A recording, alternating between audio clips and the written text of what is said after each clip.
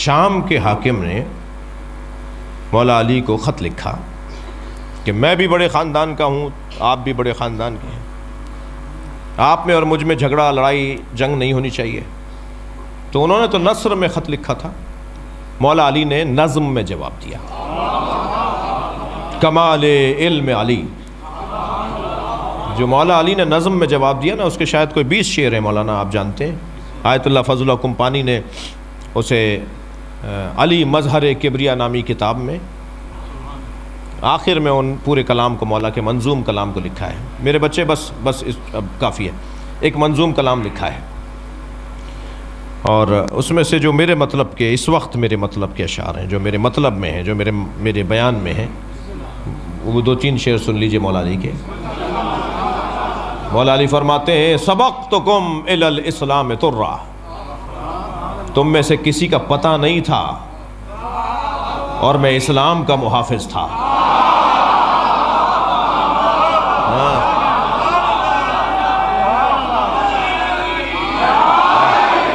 سبقتکم الی الاسلام ترا، پہلا مصرع بھی حسین مصرع مولا کا، علی کا کلام بھی علی ہوتا ہے، اور دوسرے مصرعے کا تو جوابی اور اندازی کچھ اور ہے۔ سبقتکم الی الاسلام ترا، تم میں سے کسی کا پتہ نہیں تھا اور میں اسلام کا محافظ تھا۔ مقرن بالنبوۃ بطن امی، میں نے ماں کے شکم میں نبی کا کلمہ پڑھا ہے۔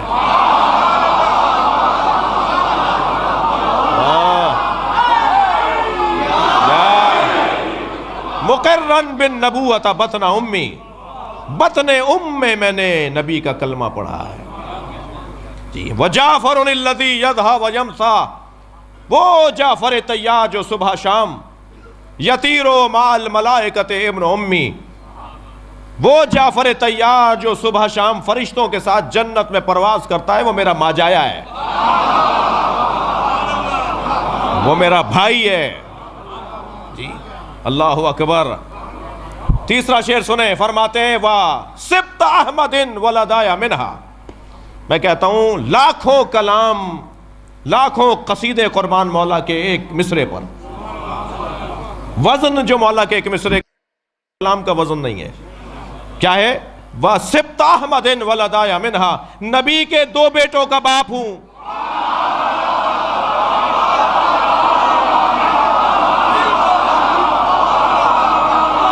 صلوات پڑھیں گے محمد و آل محمد پر۔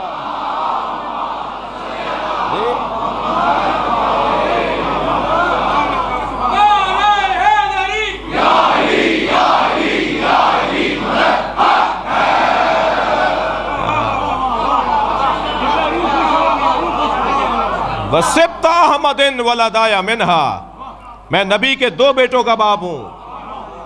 اللہ اکبر۔ فَمَن مِنْكُمْ سَهْمٌ كَسَهْمِي، کون ہے دنیا میں جو میرے برابر آ کے پرواز کرے؟ وَبِنْتَ مُحَمَّدٍ، جو میرے شاہد مثال، وَبِنْتُ مُحَمَّدٍ سُكْنَا وَعُرْسَا، اور نبی کی بیٹی میری زوجہ ہے۔ میرے لیے اعزاز ہے کہ نبی کی بیٹی میری زوجہ ہے۔ مَسُوتٌ لَحْمُهَا بِلَحْمِي وَدَمِي، اس کا گوشت میرا گوشت ہے، اس کی خون اس کا میرا خون ہے۔ فخر کرتے ہیں مولا علی، ساری کائنات کے لیے مشکل کشا علی، علی کے لیے مشکل کشا زہرا۔ ایسا حسین جوڑا۔ میری خوش قسمتی کہ مجلس محفل میں جوان زیادہ ہیں، اور جو بزرگ ہیں وہ بھی بہرحال ایمان کی توانائی سے جوان ہیں، لیکن جوانوں کی تعداد الحمدللہ اکثریت میں ہے، تو امیدوار بھی ہیں اور یہ حادثے کا شکار ہے۔ بھائی لپٹی بھی بات کروں گا، کسی کو پوری سمجھ میں نہ آ جائے جی۔ تو امیدوار بھی ہیں، خبردار شادی کرتے وقت خیال رہے کہ جس کا انتخاب کر رہے ہیں، شادی تسکین نفس اور تسکین جنس کا نام نہیں ہے،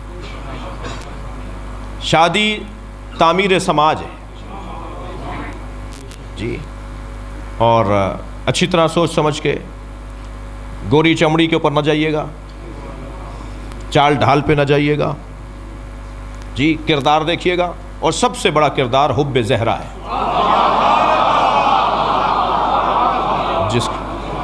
جس کے دل میں اہل بیت کی محبت پہلا معیار یہ ہونا چاہیے۔ اب اپنے آپ کو تسلی دے رہے تھے مولانا میں شیعہ کر لوں گا، کیا معلوم تمہیں سنی کر دے وہ، ہم کیسے سنی ہو جائیں گے؟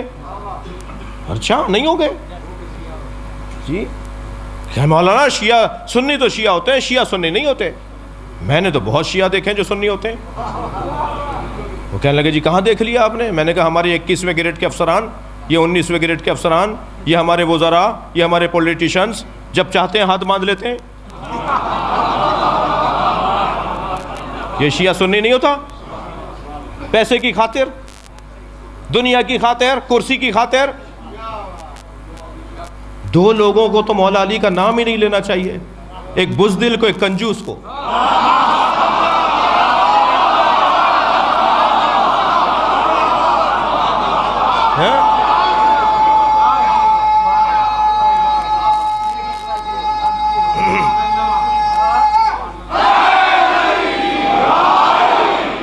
کیا بات ہوئی؟ یہ کیا بات ہوئی؟ پیسے کی خاطر ہاتھ باندھ لیے، کرسی کی خاطر ہاتھ باندھ لیے۔ مجھے وہ سنی بڑا اچھا لگتا ہے جو لاکھوں شیعوں میں کربلا میں ہاتھ باندھ کے نماز پڑھ رہا ہوتا ہے۔ واللہ مجھے وہ سنی بڑا پیارا لگتا ہے جو مشہد مقدس میں امام رضا کے حرم میں لاکھوں شیعوں میں ہاتھ باندھ کے نماز پڑھتا ہے۔ وہ ہاتھ باندھ کر بتاتا ہے کہ میں نے جو دین سمجھا ہے اس پر عمل کر رہا ہوں، اور دوسرا پیغام یہ دیتا ہے شیعوں سے ڈرا نہیں کرو، یہ مارتے نہیں ہیں، اسے کوئی خوف نہیں ہوتا، وہ لاکھوں شیعوں میں ہاتھ باندھ کے نماز پڑھ رہا ہوتا ہے۔ مجھے وہ سنی بہت اچھا لگتا ہے، مگر وہ شیعہ بہت برا لگتا ہے جو خاندانی شیعہ ہے مگر جی وہ کرسی بچانی ہے۔ تمہیں کیا پشیمانی ہے مولا علی کا نام لینے سے؟ تم علی الولیہ پڑھ کر پشیمان ہو، نادم ہو؟ دور بدل گیا، وہ دور بھی نہیں تھا، میں اس کا بھی قائل نہیں ہوں، وہ دور بھی نہیں تھا اس طرح کی حرکتوں کا۔ اچھا جو زیادہ باتیں کرتے ہیں نا کہ تقیہ نہیں کرنا چاہیے، خود جب کسی ایسے منزل پر جاتے ہیں تو یا تو دائیں بائیں ہو جائیں گے یا ہاتھ باندھ لیں گے۔ فخر کے ساتھ ہاتھ کھولو، تم امام جعفر صادق کے چاہنے والے ہو۔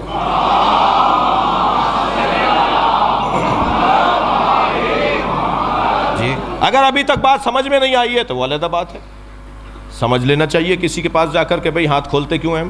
ایک بہت بڑے سیاستدان ہیں، شیعہ ہیں، خاندانی شیعہ ہیں، دادا پردادا سے شیعہ ہیں، وزیر بھی رہے، پاکستان کی کئی پوسٹوں پہ وزارتوں میں رہے۔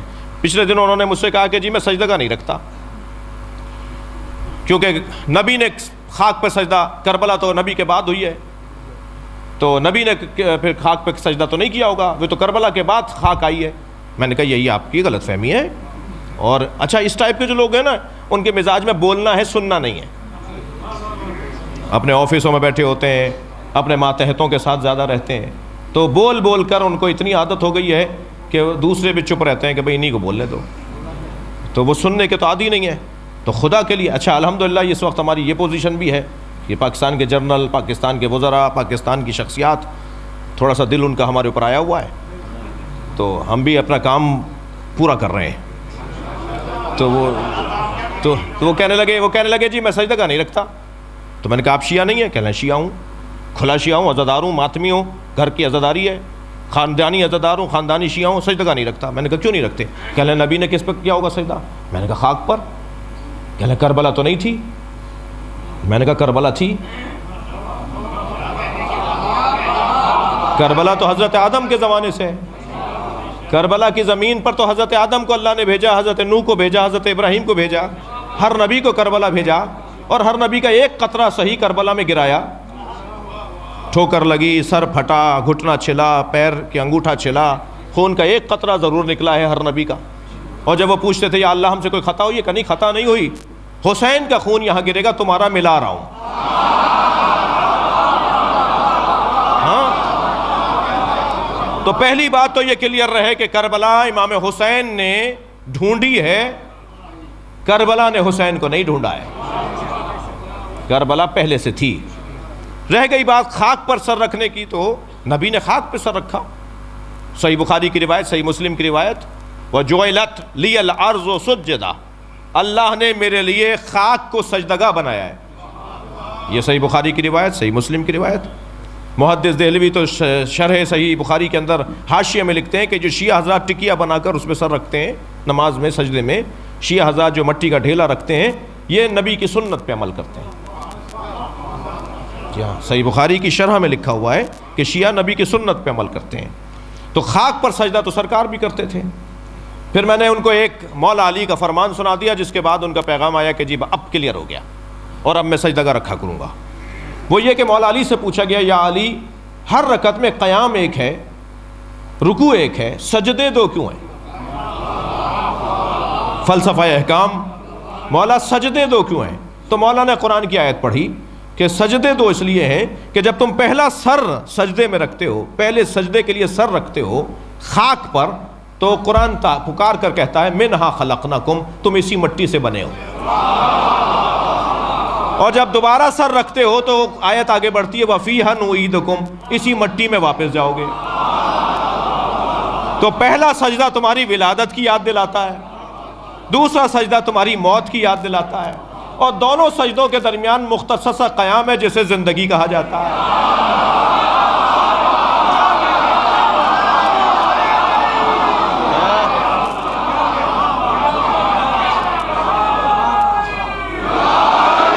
بہت عمدہ، بہت بہت شکر گزار ہوں. بس ایک جملہ میرا بھی اس میں، مولا کا فرمان یہاں رک گیا. یہ جو دو سجدوں کے درمیان مختصر قیام ہے، اسے زندگی کہتے ہیں، جو استغفار پر مشتمل ہے. صلوات پڑھیں گے محمد و آل محمد پر.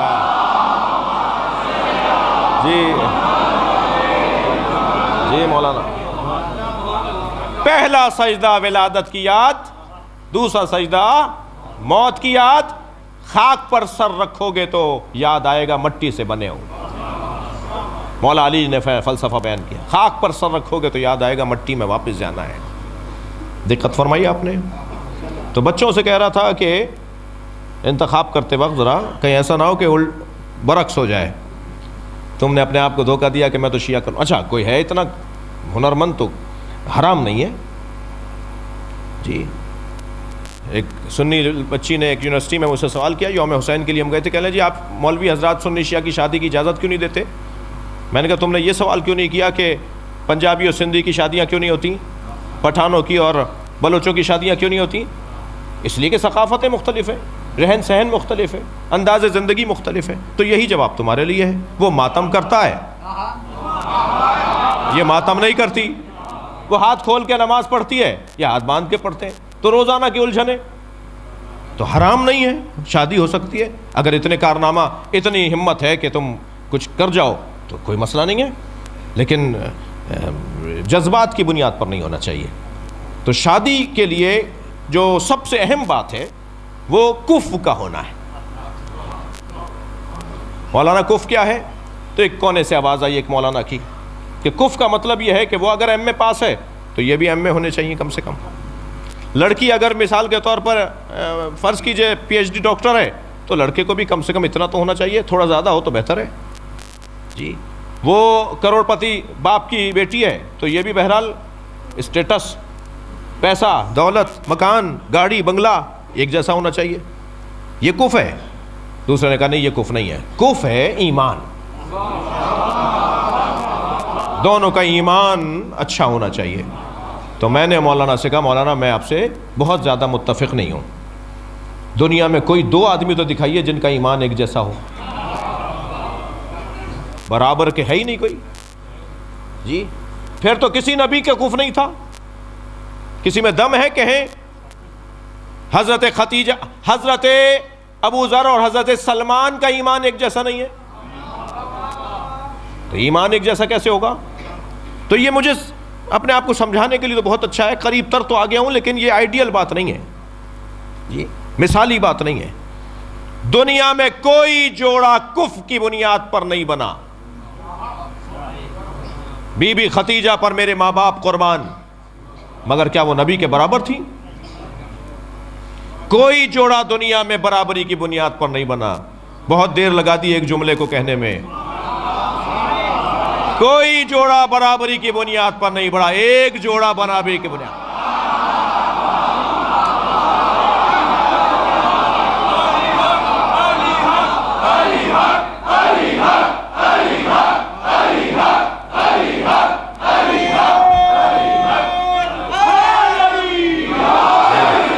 وہ علی و بطول کا جوڑا ہے. سبحان اللہ. وہ سیدہ اور مولا علی کا جوڑا ہے جو برابری کی بنیاد پر ہے. علم جتنا علی کا ہے اتنا ہی زہرا کا ہو تب تو کف کہلائیں گے. شجاعت جتنی علی میں ہے اتنی زہرا میں ہو. سخاوت جیسی علی میں ہے ایسے ہی سیدہ میں ہو تبھی تو کف کہلائیں گی.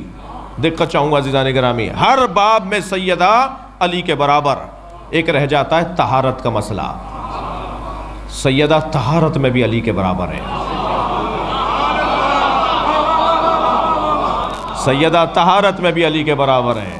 یہ واحد کائنات کی بیوی ہے جس کی نماز نہیں چھٹتی.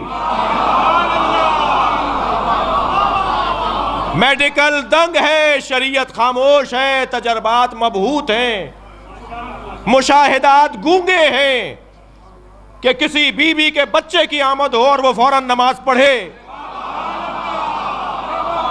صرف جناب زہرا ہیں, یہاں امام حسن کی آمد ہوئی وہاں نماز ظہر پڑھ کر بتائی.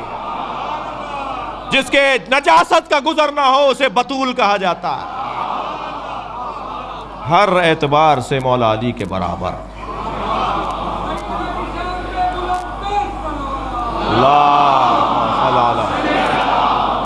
جی مجھے اندازہ ہے کہ بہت دیر ہو گئی مگر آپ کا شوق, آپ کا ولائی سماعت مجھے مجبور کر رہی ہے کہ میں ایک مرحلہ اور آگے آ جاؤں.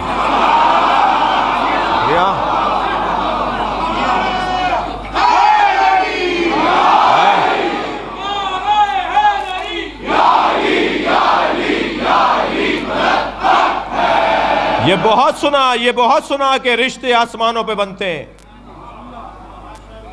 جی فلاں صاحب کی بیٹی کا رشتہ فلاں صاحب کے بیٹے سے ہو گیا, دونوں خوبصورت بھی ہیں, دونوں پڑھے لکھے بھی ہیں, دونوں خاندانی بھی ہیں. بھائی دیکھو کتنا اچھا جوڑا ہوا. رشتے تو آسمان پر بنتے ہیں. اگر رشتے آسمان پر بنتے ہیں تو زمین پہ ٹوٹتے کیوں ہیں؟ رشتے آسمان پر نہیں بنتے, رشتہ آسمان پہ بنا ہے.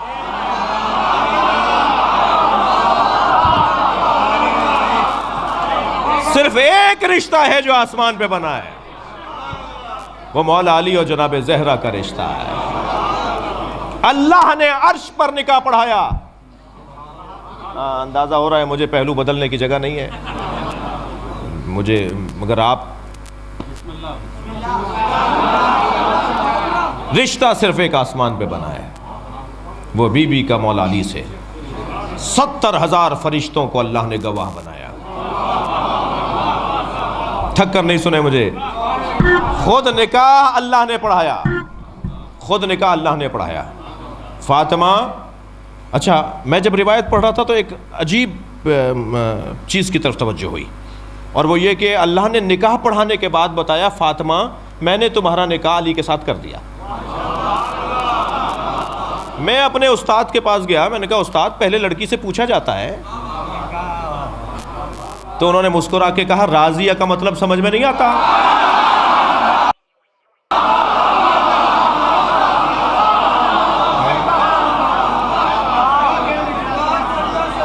جی اللہم صل علی سیدہ, میں نے تمہارا نکاح علی سے پڑھا دیا, بتاؤ تمہارا مہر کیا رکھوں؟ بی بی نے فرمایا میرے بابا کی امت کی بخشش. میں امت مصطفیٰ کو دوزخ میں نہیں دیکھنا چاہتا. جی مہر دیتا کون ہے؟ بولیے, دے دیا یا نہیں آپ نے؟ جواب دینے میں دیر کر رہے ہیں, نہیں دیا اس کا مطلب ہے. شوہر دیتا ہے نا, بڑے مرد ہیں بھائی, بیویوں سے معافیاں مانگتے ہیں, 5,000 روپے معاف کروا رہے ہوتے ہیں. یہ پرانے لوگ ہیں نا، مجھے معاف کریں گے جو بزرگ بیٹھے، یہ تو اچھے وقت کے چھٹے ہوئے لوگ ہیں. چھٹے ہوئے کہا ہے میں نے، جی میں اردو جانتا ہوں جی. یہ پرانے وقت کے چھٹے ہوئے لوگ ہیں، 5-5 ہزار 2-2 ہزار ان کا مہر تھا جی. وہ بھی معافیاں مانگ کے معاف کرواتے ہیں. اور آج تو بچے بیچارے پھنس رہے ہیں، 2 لاکھ 2.5 لاکھ 3 لاکھ. ایک میں نکاح پڑھانے گیا 20 لاکھ نے مہر. میں نے کہا جی میں پہلے لڑکے سے بات کروں گا، یہ دے بھی سکتا ہے یا نہیں. کہنا مولانا خدا نہ کرے جو دے. کیا مطلب؟ کہنا طلاق تھوڑی ہونی ہے. یہ ہمارے ہاں غلط تصورات. میں نے کہا نہیں میں لڑکے سے بات کروں گا. میں نے کہا تمہاری تنخواہ کتنی ہے؟ کہنا 3 لاکھ. میں نے کہا ہاں تم 1 سال کی جمع کر کے دے سکتے ہو، تمہارا پڑھا دوں گا 20 لاکھ کا، 20 لاکھ کا مہر.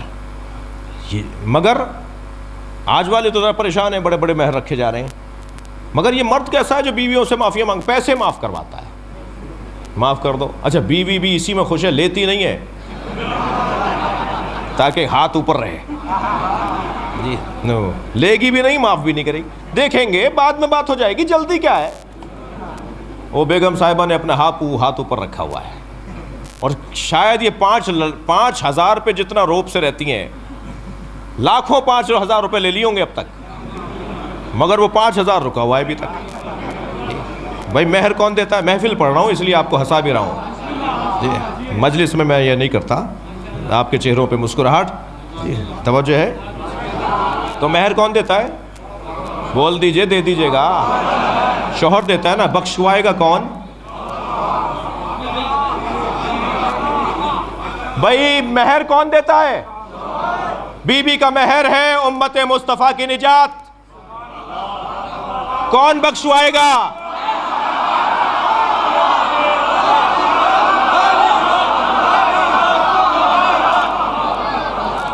بخشوانا تمہیں علی سے ہے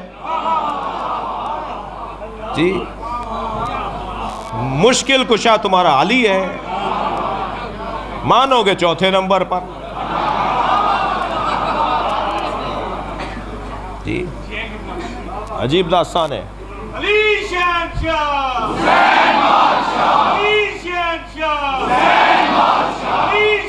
مولانا مولا علی بخشوائیں گے. مولا کے ہاتھ میں جنت ہے جی. جنت کے دروازے کی کنڈی کی آواز بھی علی علی ہے.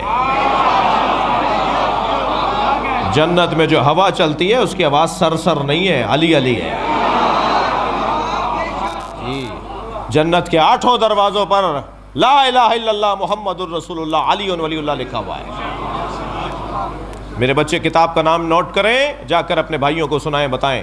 فرائض الصمتین اہل سنت کی کتاب جی، جناب علامہ الجوینی کی کتاب جی. اس کے اندر لکھا ہے، نبی فرماتے ہیں میں جب معراج پر گیا تو جنت کی سیر کروانے جب لے جایا گیا تو جنت کے 8 دروازوں پہ لکھا تھا لا الہ الا اللہ محمد الرسول اللہ علی ولی اللہ.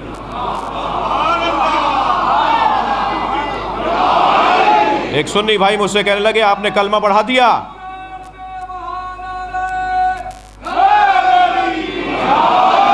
کہنے لگے آپ نے کلمہ بڑھا دیا. میں نے کہا نہیں، آپ نے گھٹا دیا. کلمہ یہی ہے جو ہم پڑھتے ہیں. یہ جنت میں بھی یہی لکھا نظر آئے گا جی. اور جنت کے دروازے کی کنڈی اِنَّا لِبَابِ الْجَنَّةِ حَلْقَةٌ مِّن یاقوتۃ حمراء. جنت کے دروازے پہ سرخ رنگ کے یاقوت کی کنڈی لٹکی ہوئی ہے. علی صفاح الذھب، جو سونے کی تختی پہ جا کے لگتی ہے. آپ کے گھروں پہ بھی بیل لگی ہوئی ہے نا، کنڈی تو ہے. تو کنڈی بجتی ہے تو کوئی آواز تو آتی ہے، مگر اس کا کوئی مطلب نہیں ہوتا. اب وہ آوازیں تو میں نکال کے بتاؤں گا نہیں، مگر کنڈی کی کوئی آواز تو آتی ہے، اس کا کوئی مطلب نہیں ہوتا. یہ جنت ہے، نامفہوم باتوں کی جگہ نہیں ہے. نامفہوم محمل باتوں کی جگہ نہیں ہے. یہ جنت ہے، یہاں پر ہر بات کا مطلب ہے. اب جنت کی کنڈی علی صفاح الذھب جب سونے کی تختی پہ جا کے لگتی ہے، اذا دقت الحلقہ تنت وقالت یا علی یا علی یا علی.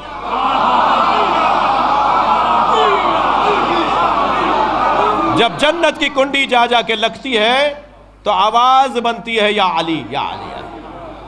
علامہ محمد حسین طباطبائی کی خدمت میں علامہ حسن زاد علامہ جوادی عاملی تفسیر تسنیم کے مفسر علامہ محمد حسین طباطبائی کی خدمت میں گئے، کہنے لگے استاد جنت کے دروازے پر یہ حدیث میں نے دیکھی ہے، جنت کے دروازے پہ علی علی کی صداؤں کا فلسفہ کیا ہے؟ تو بے ساختہ میرے استاد نے فرمایا، وہ کہتے ہیں بے ساختہ میرے استاد نے فرمایا کہ جس کے گھر جاؤ گے اسی کا نام تو لوگ ہے۔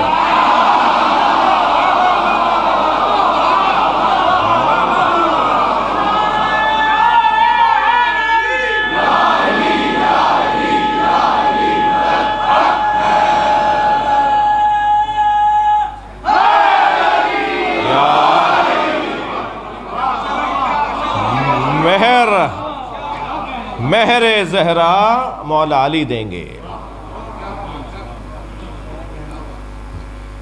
مامون الرشید کا دربار، میرے مولا تشریف فرما، روزانہ مختلف مذاہب اور ادیان کے لوگ مناظرے کے لیے آتے ہیں۔ ایک دن مولا نے فرمایا مخالفوں کو بلاؤ، زبان میں مخالف غیر شیعہ کو کہتے ہیں، کیا مخالفوں کو بلاؤ۔ مخالف جمع تھے تو ایک مخالف کی آواز آئی، کہنے لگا آپ کا عقیدہ ہے علی جنت و دوزخ کو تقسیم کریں گے؟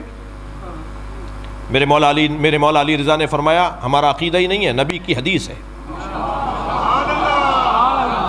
یا علی انت قسیم النار والجنہ، یا علی آپ جنت و دوزخ کے تقسیم کرنے والے ہیں۔